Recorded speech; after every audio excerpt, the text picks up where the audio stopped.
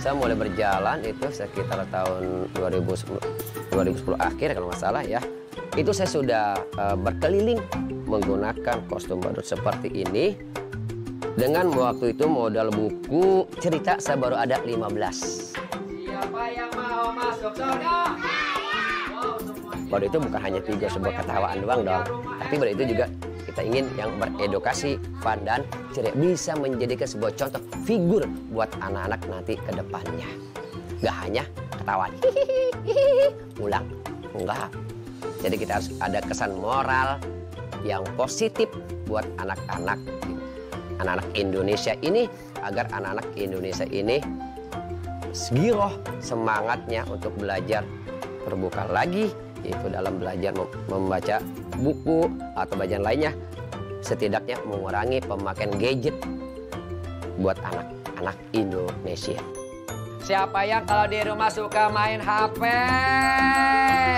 Nih, nanti matanya bisa merah seperti ini. Nih, tuh, serap, tuh. Iya, ya nanti matanya bisa merah.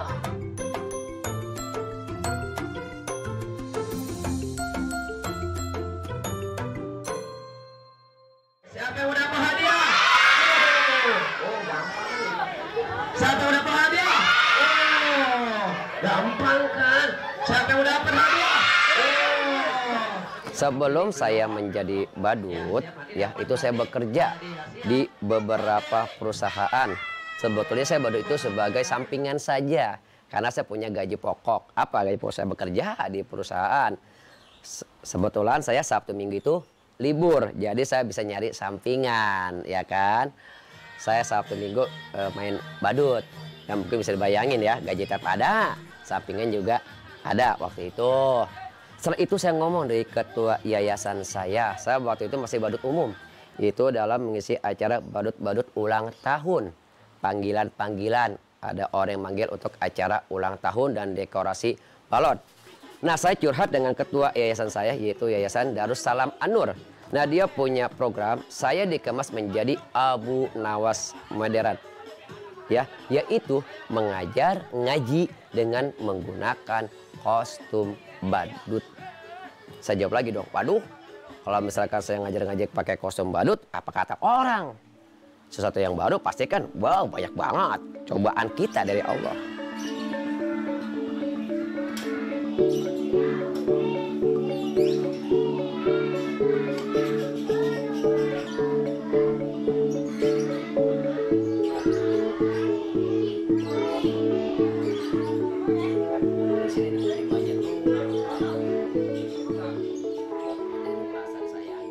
Itu awalnya masyarakat saya ada yang tidak menerima. Karena apa? Karena kita berdakwah menggunakan kostum seperti ini kan satu hal yang baru. Tentunya menjadi buah bibir dan cibiran. Akhirnya saya pelan-pelan saya berdoa sama Allah, kita kan nggak boleh marah. La takdok walakal jannah. Kita doakan mereka, ya Allah, berilah petunjuk kepada orang yang telah mencibir dan menghina saya, ya Allah. Apa yang saya lakukan ini benar di hadapan-Mu. Yang penting kita tetap semangat. Karena apa? Hidup itu bukan siapa yang terbaik, akan tetapi hidup itu siapa yang mau berbuat baik.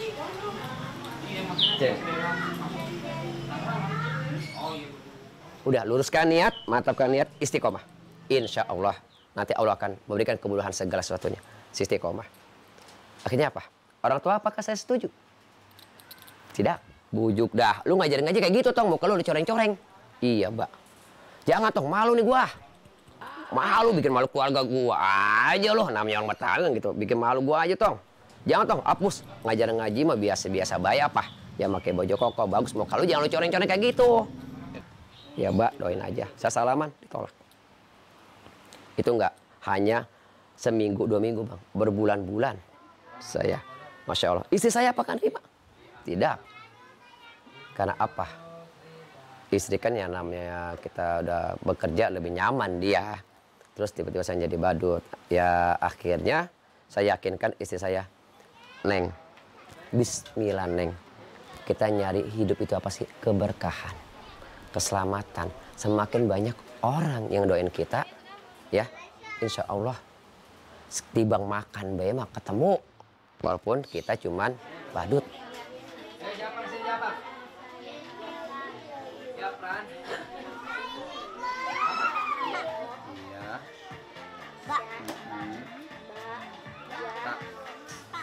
Saya dengan modal Bismillahirrahmanirrahim, saya berjalan menggunakan kostum baru seperti ini. Kan apa? Saya lihat kalau anak-anak lagi pada kumpul, saya lagi jalan, Masya Allah, mainnya apa? Gadget, HP, sampai dipanggil sama orang tuanya pun nggak di-erwin, dicuekin, kan gitu. Akhirnya saya punya, oh iya, saya harus memotivasi anak-anak agar mau membaca buku. Saya juga mengajarkan anak-anak di sini. Ya, di samping saya buka kelas ini untuk membaca, anak-anak menulis itu ada seminggu 4 kali, Senin, Selasa, Rabu, dan Kamis. Itu anak-anak pada belajar membaca, ya, baca, belajar menulis, pengenalan angka, pengenalan abjad, mewarnai, dan juga baca Iqra. Nah, kalau Jumatnya itu saya biasanya ada Jumat berkah, berbagi ke kaum duafa, ya, yang berada kadang di pinggir jalan. Kadang kalau memang saya ada rezeki lebih dari hamba Allah menitipkan, saya juga ke kanker, yayasan kanker yang berada di kota Tangerang, ya. Lalu juga saya Jumat sorenya itu biasanya perpustakaan keliling. Perpustakaan keliling ini, apakah saya pakai baju biasa? Tidak, saya pakai baju baru seperti ini. Tujuannya Pak untuk lelaguan? Tidak, tujuannya untuk menarik anak-anak. Yuk kita baca buku bersama dengan Om Badut, yang kayak Aliando. Bukan Aliando kali, kalau Rijo. Nah, terus Sabtu Minggu saya buat dapur saya. Assalamualaikum Adek. Oh, udah pulang ngajinya? Iqra berapa sekarang? 3. Belajar apa aja tadi sama Om Badut? Belajar apa? Nggak boleh main HP. Oh kan, Mama bilang juga apa? Nggak boleh main HP, harus banyak-banyak baca Iqra. Dengar kata Om Badut, kalau main HP matanya merah, nanti rusak. Mau rusak matanya? Awal-awal main handphone, ya saya juga merasa kesel kalau anak main handphone ya. Jadi tuh pelajarannya terganggu. Dikit-dikit handphone. Jadi saya lama-lama saya kesel ya. Ya selama belajar di rumah itu dia sudah mulai main HP, main game, main TikTokan yang nggak karuan, joget-joget gitu. Saya tuh merasa nggak tenang gitu kalau anak tuh main joget-joget gitu. Ya dia joget-joget sendiri, mandi juga dia joget-joget sendiri. Itulah gara-gara HP. Main TikTok terus dia. Kalau waktunya disuruh belajar dia nggak mau, disuruh nulis dia nggak mau, suruh baca nggak mau. Yang dia mau cuma joget-joget itu. Iya, semua. Di ke kampung saya tuh anak-anak main HP. Orang tuanya tuh nggak ada yang peduli anaknya main HP. Sulit itu untuk dilarang, itu susah itu anak. Kadang-kadang dia suka selama main HP ini, kalau kita larang dia itu agak kasar sama orang tua selama dia main HP. Kalau kita larang suruh baca, dia nggak mau. HP, bangun tidur HP. Jadi tuh sama yang namanya belajar dia udah jauh.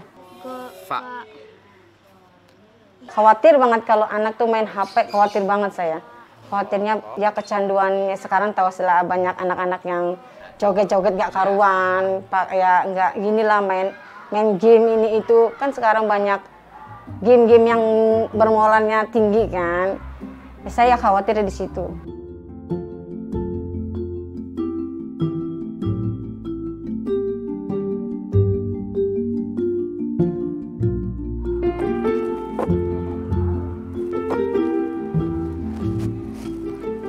Nah ini, peran ini orang tua juga sekudu berperan, ya.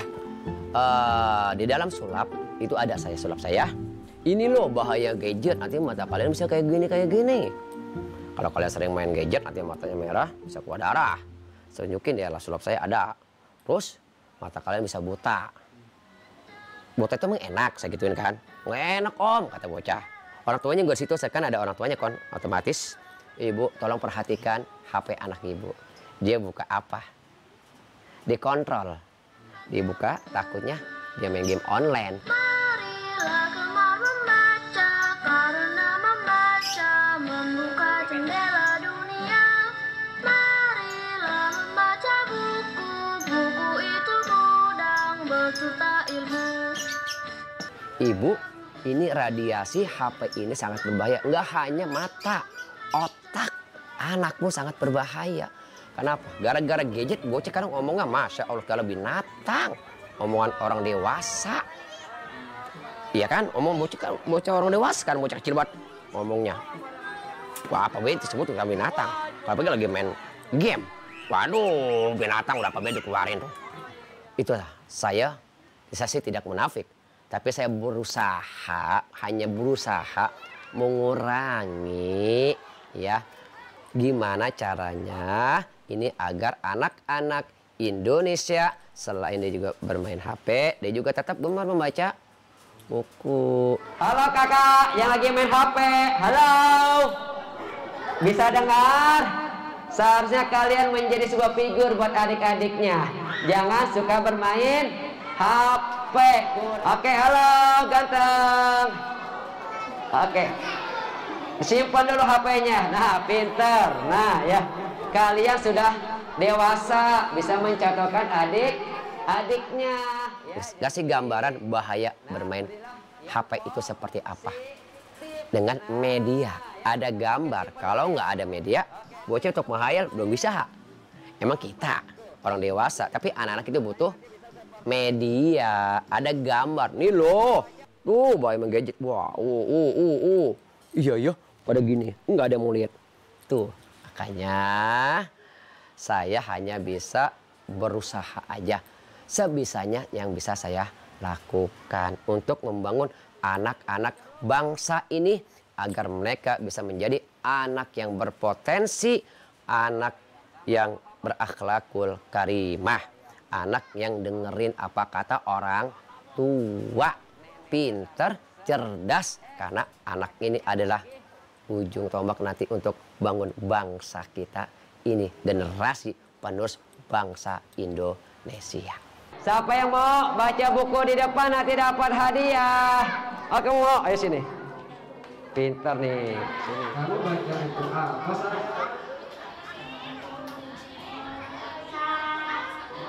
Dari sayang mama.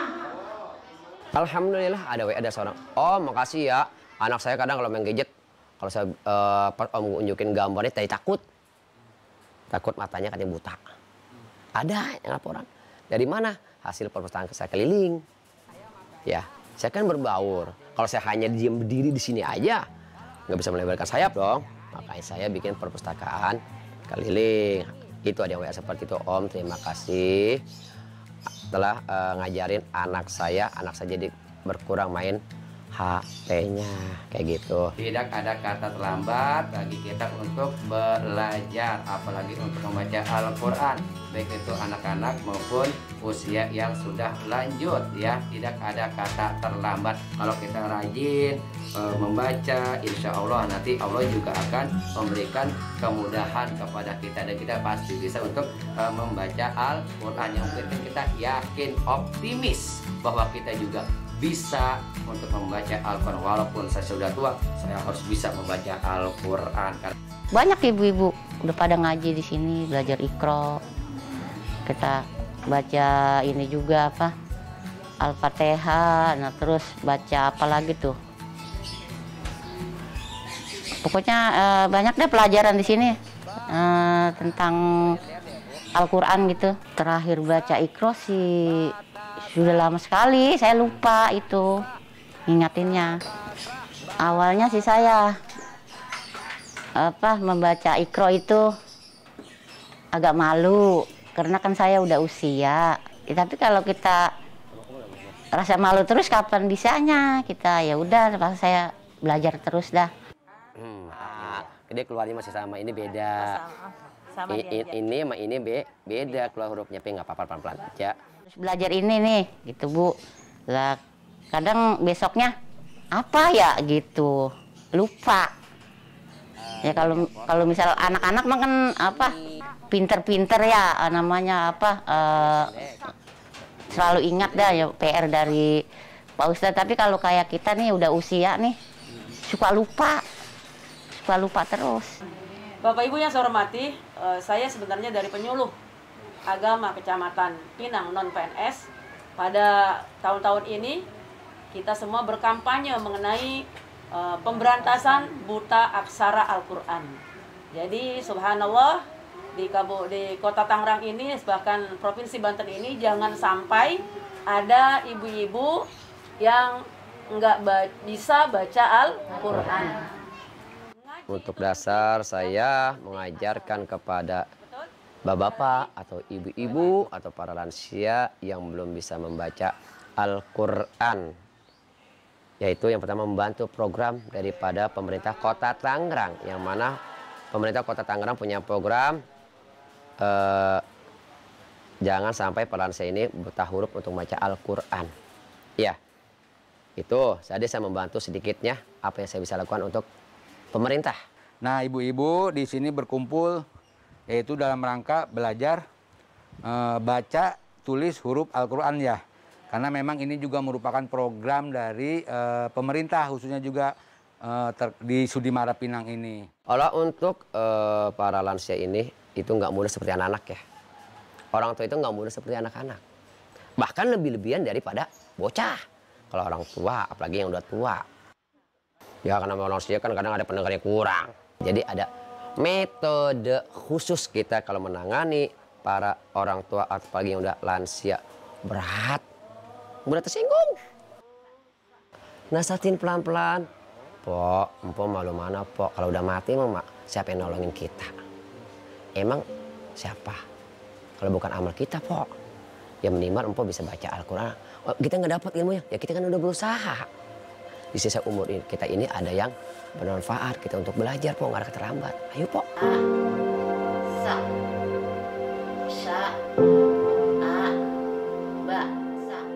Ngajarinnya dia sih sabar, baca Iqra. Ya kalau alif itu kan A. Nah terus kalau Ain sama alif itu kan beda kan. Dia rapi ngajarinnya. Senang banget saya baca Iqra, belajar Iqra walaupun saya udah lanjut usia. Ibu-ibu juga pada senang ngaji di sini karena belajar Iqra itu emang penting, kita mengenal huruf.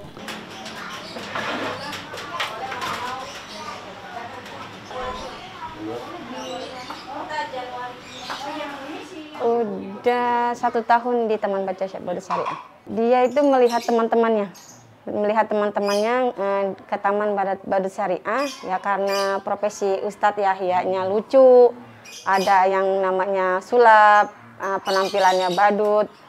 Jadi dia mau ngaji di Ustadz Yahya Badut. Alhamdulillah perubahannya udah bisa doa-doa harian. Yang masalah HP sudah dilupakan. Sudah mau menulis, sudah mau baca Iqra, itu alhamdulillah saya. Mengurangi proses dia main HP sekitar 5 bulan saya. Saya pantau 5 bulan, saya terusin biar dia berhenti yang namanya handphone. Alhamdulillah dia nurut sama saya, HP dia lupakan, dia yang pegang Iqra dan buku. Syukur alhamdulillah ya kepada Bapak Ustadz Yahya yang sudah mengadakan Taman Baca Badut Syariah. Anak saya mengikuti jejak-jejak teman yang di Taman Badut Syariah. Syukur saya bimbing dia di situ. Alhamdulillah dia udah bisa melupakan namanya HP selama dia di Taman Baca Badut Syariah. Mana gambarnya? Mana yuk?